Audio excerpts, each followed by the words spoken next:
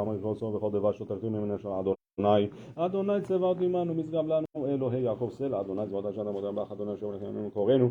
וערב על אדוני ממחת יהודה וירושלים כמעון המושנים קדמוניות תנא דבי כל השנה הלכות בכל יום מובטח לו שבנו העולם הבא שנאמר הליכות עולם לא תקרא הליכות אלא הלכות. חזק וברוך, בוקר טוב, welcome to the next minyan.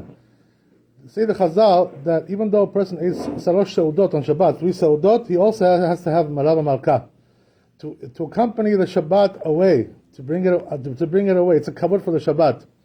So it says the Kaf HaChaim, it's something very powerful about this, according to the Kabbalah. It says the Kaf HaChaim that the Parnasah comes from Shabbat. All the blessing comes from Shabbat. Whatever you did on Shabbat, that's what you get the whole week. So if you did everything good on Shabbat, the whole week will be good. Everything comes from there. So that means that, it says when you do Shalosh Seudot, this gives you Parnasah for the whole week. Parnasah comes from there. So what does that mean? The first Seudah, you get Parnasah for Sunday and Monday. Second Seudah, right, you get Tuesday and Wednesday. Third Seudah, Thursday and Friday. Your Parnasah comes from there. So everything comes from there, all the blessing. So what about Melave Malka? What is that for, right? You already did the Parnasah for the whole week. What else is there? What, you have to add an extra day to the week? What, leap week? What is it? What do you need it for? That's also true. It's all kinds of things. But the truth is, they say the Chazal, it says in the Kaf HaChaim there, according to Kabbalah, he says that Melave Malka, what's the mashal? It's like a person who has a treasure, like he has a lot of riches, a lot of wealth.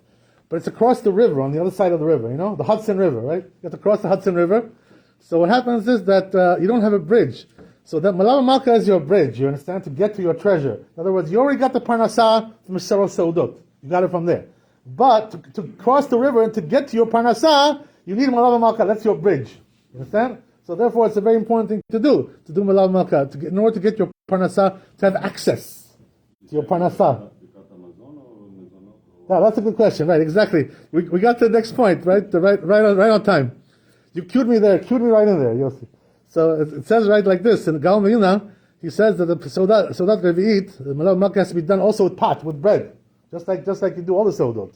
So therefore, lechatchila, a person should try to do Melave Malka with pot, if it's possible. You know what people tell me, right? They say, "Oh, Rabbi, I'm already full. I can't eat anymore. Come on, let me have a little mezonot and that's enough. Yalla, So you know what I answer them? Very simple. I answer them. What difference does it make if you eat mezonot or a bread? You need a kazait. That's all you need. Kazait, you know how big it is? It's half the size of an egg, according to Tosfot. According to the Rif and the Rambam, it's a third of an egg.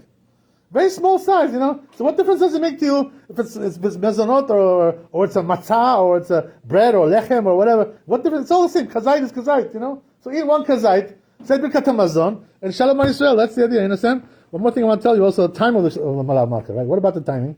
So the truth is, in the Talmud, we don't find that it says anything about the timing of Melave Malka. It's a certain hours you have to eat, Melave Malka. It doesn't say anything like that.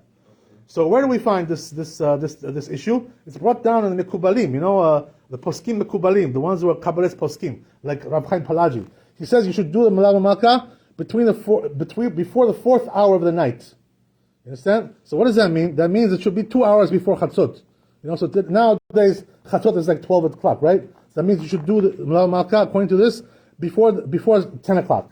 You should finish Melave Malka. That's according to one opinion. There's also another opinion which says until Chatzot.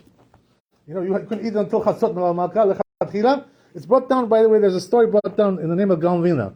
So it says over there something interesting, right? Gaon Vilna, they say one time, on Motzi Shabbat, he was sick, I don't know what happened. Maybe he had some bad chalent, whatever. He got a stomachache, So he went to eat, he went to sleep for a little while to get over his stomachache. So he slept, he went to bed, and he got up, and it was still night, 3 o'clock in the morning, 4 o'clock in the morning, got up, and he remembered, oh, vai. He said, I didn't eat Melave Malka, he says, So what do you tell, what did he tell his shamash? He told him, please, give me some bread, so I can have some Melave Malka. So he had Melave Malka, even though it was after Chatzot, he still had Melave Malka. So you learned from there 2 things. Lechatchila, a person should try to do before Chatzot, Melave Malka. But if he wasn't able to do, he fell asleep, let's say, went to sleep, got up at 3 o'clock, 4 o'clock in the morning, you can still have Melave Malka. Even though it says according to Kabbalah, you shouldn't be eating after you sleep at night, but this is a mitzvah. So comes the mitzvah, and pushes aside this Kabbalistic thing. Baruch Adonai le'olam, amen, amen. Chazak u'baruch.